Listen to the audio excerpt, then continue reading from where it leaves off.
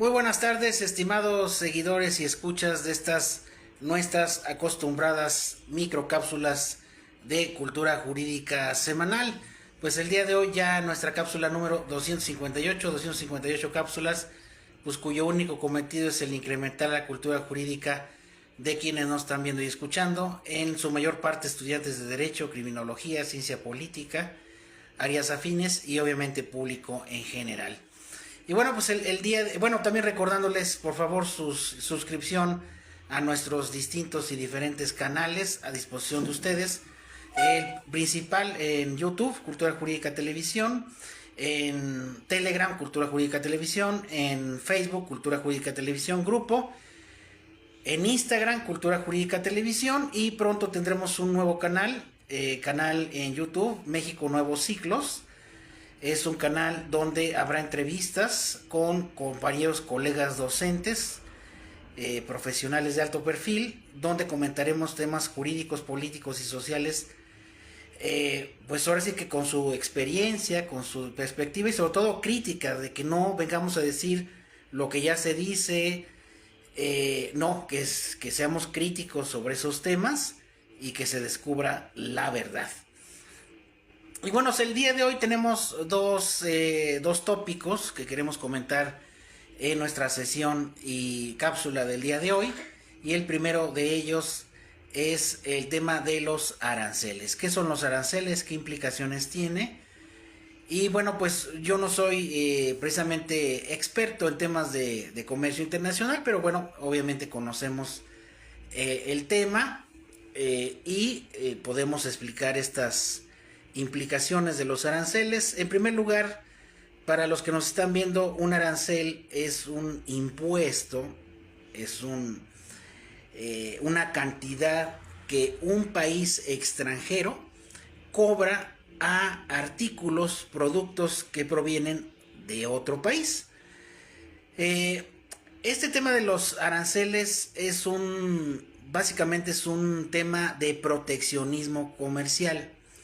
¿Esto qué quiere decir? Que los países que imponen aranceles a productos que provienen del exterior, se les impone este impuesto, esta cantidad, precisamente para que entren en condiciones equitativas en el mercado nacional, en el mercado donde llegan esas mercancías. Obviamente estamos hablando de importación. Y además se proteja la industria de ese país, la industria interna, la producción interna de ese país. Y les voy a poner un ejemplo para quienes nos han pedido que hablemos de este tema de los aranceles. Vamos a suponer que en Estados Unidos, que es el tema que ahorita el tema recurrente, una empresa compre 100,000 botellas de aceite que se produce aquí en México. De hecho, la tendencia en los últimos años es la tendencia del libre comercio, o sea, de que esos aranceles, esas barreras al comercio, dejen de ser y se dé el libre comercio y haya competitividad en el mercado internacional. Esto quiere decir que en apariencia, bueno, más dicho, así es en el Tratado de Libre Comercio y en los tratados de libre comercio que México tiene con muchísimos países, se dejan ingresar esos productos sin arancel. O sea, el objetivo del libre comercio es borrar y destruir esas barreras arancelarias y que los productos que llegan al país se vendan, pues ahora sí que al precio que ese producto tiene del exterior al mercado interno, y que no haya esas barreras comerciales como son los aranceles, ¿no? Esto ha sido la tendencia en los últimos 25 o 30 años. Un país, ¿por qué pide aranceles o por qué impone aranceles a productos que vienen del exterior? Pues básicamente por dos cuestiones. Una, que obtiene un ingreso por el ingreso de esas mercancías. Dos, hace que el precio de esos productos sea o equitativo, similar o por arriba de los productos que se venden en su mercado nacional.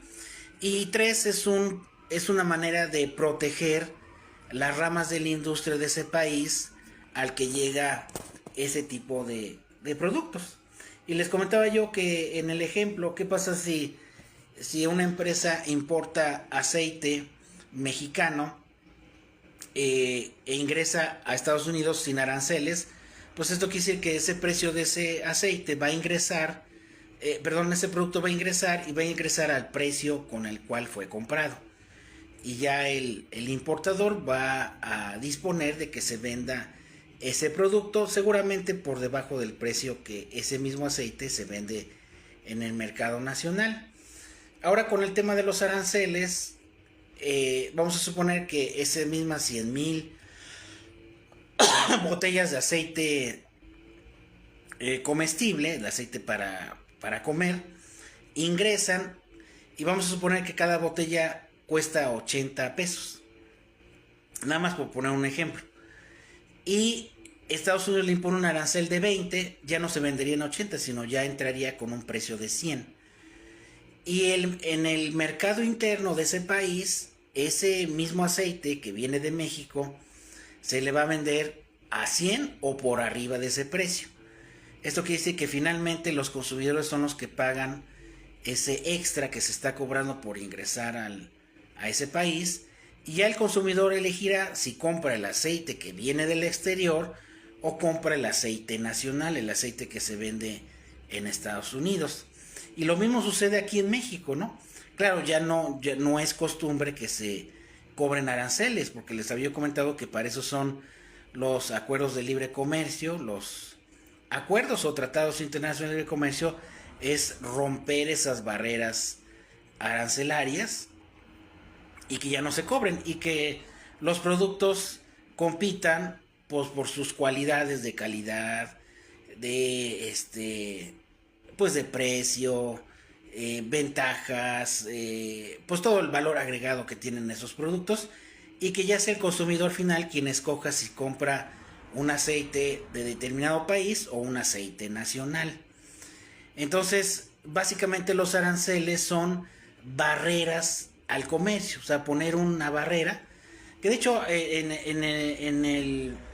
el ámbito internacional existen dos barreras comerciales. Las medidas arancelarias, que son las que ahorita se están poniendo en debate, y las medidas no arancelarias, que bueno, explicándolo así muy sencillo, son otras barreras al comercio distintas a un impuesto.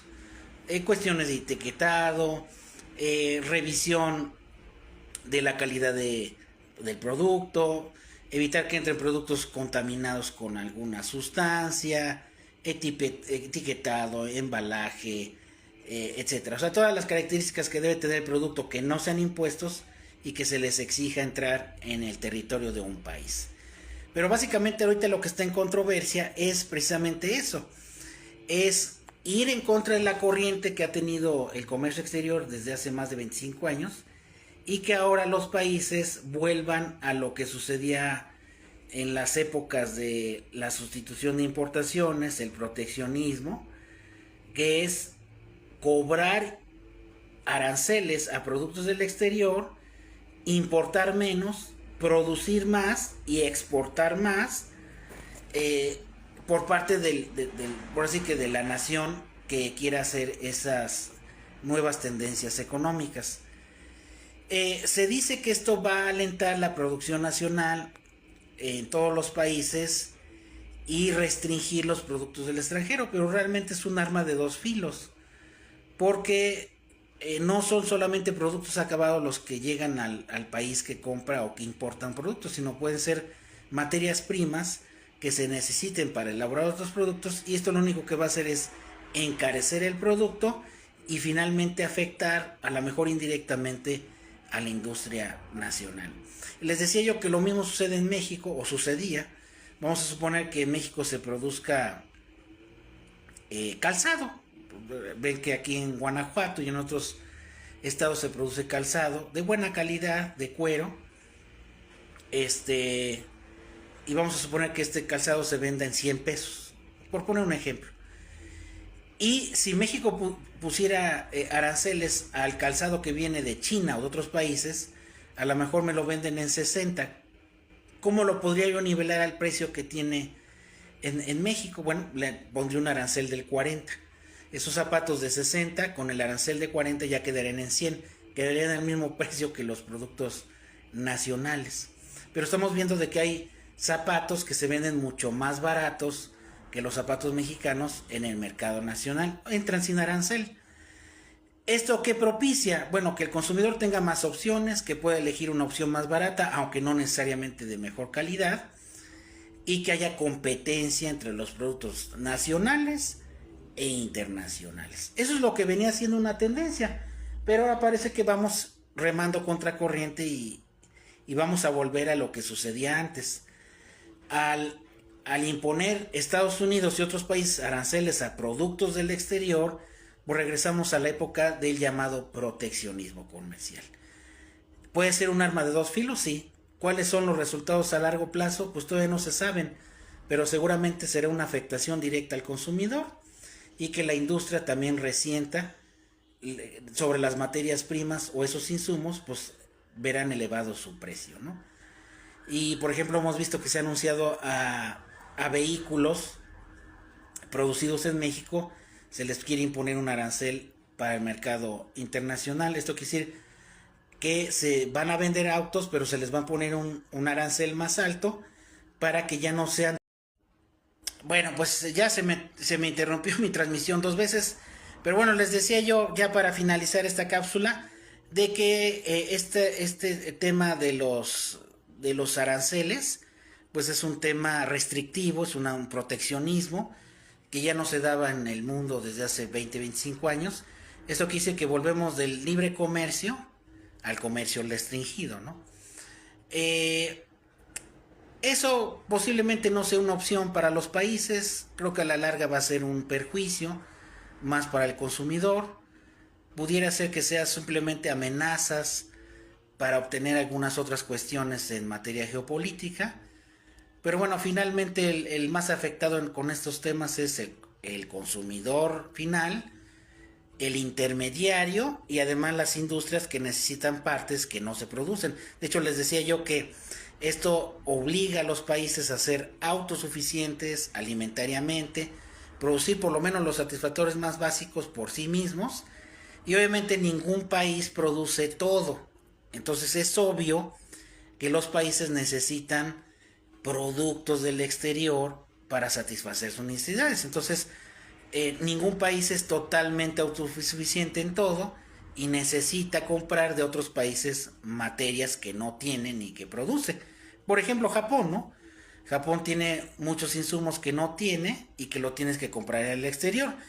Y yo soy de la idea que el libre comercio propicia competencia entre el mercado nacional y el mercado internacional. Pero quién sabe que termine este debate.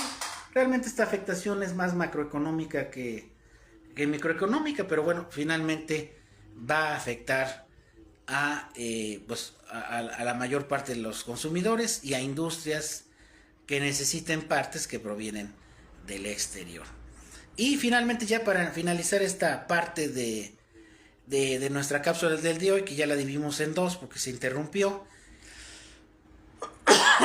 perdón, es el tema de que se termina el diferendo entre la Suprema Corte y el Tribunal Electoral del Poder Judicial de la Federación, porque la Corte sí puede decidir sobre temas de inconstitucionalidad de leyes o de amparos, pero que no sean de tema electoral, porque recordemos que el Tribunal Electoral es el único órgano que conoce sobre temas exclusivamente sobre derechos político-electorales y sobre temas de elecciones. Entonces aquí realmente lo que hace la Corte es hacer un pronunciamiento de que los jueces de distrito, ahorita que está la reforma judicial, la elección de jueces y magistrados, la Corte sí puede decidir cuestiones, pero que no sean de índole electoral, porque esto obviamente es facultad exclusiva del Tribunal Electoral. Por ahí había un diferendo de que si un juez de distrito podía decretar la suspensión del procedimiento de elección de jueces, cuando era materia electoral, y finalmente ya se decidió lo que muchos abogados interpretamos, de que si es materia electoral está prohibido ya desde la Constitución y desde la ley de amparo. No pueden los jueces de distrito ni pronunciarse en el fondo ni decretar suspensiones en esa materia, y ordenó a los juzgados que tienen suspensiones en tema de reforma judicial oficiosamente modificar la suspensión y negarla para que se pueda continuar con el proceso de elección, y ya quedan claramente definidas las facultades y atribuciones del Tribunal Electoral, artículo 99 de la Constitución, que son temas de protección de derechos político-electorales y temas de elección, no solamente la elección que conocemos de los poderes del poder ejecutivo, legislativo, sino también ahora del judicial. Va a supervisar todas las fases del proceso electoral ahora en la reforma judicial. Ya inició y va a concluir el día de la elección de jueces y magistrados, y que los magistrados de circuito y jueces de distrito pues no tienen atribuciones en materia electoral, aunque claro es importante expresar mi punto de vista de que sí se debió de haber electo a los ministros de la Corte por voto popular y empatarla con la elección federal, pero solamente a los ministros de la Corte, a los 11 ministros, que ahora también se van a reducir el número de ministros ahora con las reformas, pero no así a los jueces y magistrados. En mi particular punto de vista, una de las mayores pifias de la 4T y de pues en temas electorales es haber sometido a elección a jueces y magistrados que no van a hacer campaña, que la gente los desconoce y que seguramente menos del 30% del padrón electoral va a ir a votar. Esto quiere decir que se invirtieron recursos millonarios para un proceso de elección que a mi parecer no era necesario en el caso de jueces de distrito y magistrados. Sí, en cuanto a la Suprema Corte, yo sí estoy de acuerdo que la Suprema Corte se renueve, puede ser vía elección, está bien, pero la debieron de haber empatado la elección federal, no hacer una elección nueva, no someter todos los cargos a un proceso de elección, en primera porque se pueden vamos a llamarle vulgarmente, colar personas que realmente no tengan una trayectoria jurídica importante y que lleguen a esos puestos, y que no tengan experiencia. Y dos, porque eso se podía haber hecho en convocatoria pública abierta para que cualquier jurista pudiera participar en condiciones de igualdad, hacer exámenes, incluso exámenes de oposición, entrevista, entregar documentos ante un comité evaluador, pero a través de un examen, y que de esto se filtrara y se seleccionaran a los nuevos jueces de distrito y magistrados, y no hacerlo por el tema de la elección. Entonces yo creo que pues desafortunadamente lo que se viene en la elección de jueces y magistrados es que muy poca gente va a votar, el abstencionismo va a ser más que evidente, las personas que elijan a los magistrados y jueces no van a saber quién están eligiendo, porque finalmente no es un puesto político, es un puesto jurídico, es un puesto con funciones jurisdiccionales, no, nada tiene que ver la cuestión política, ni las campañas, ni las elecciones. Realmente se le debiera seleccionar al juez y al magistrado por sus habilidades laborales, por su sapiencia, por sus pues ahora sí que por su experiencia profesional, y no ponerlo en una boleta. Entonces yo pienso, ya con una nueva reflexión, que eso fue una de las grandes pifias.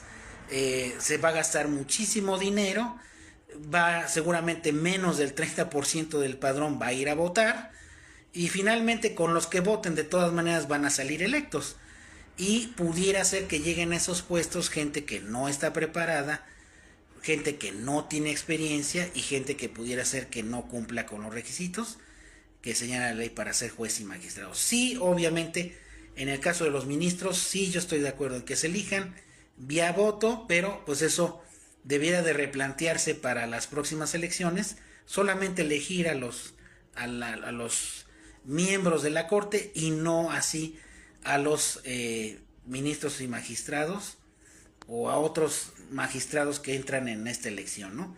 Ese es mi punto de vista.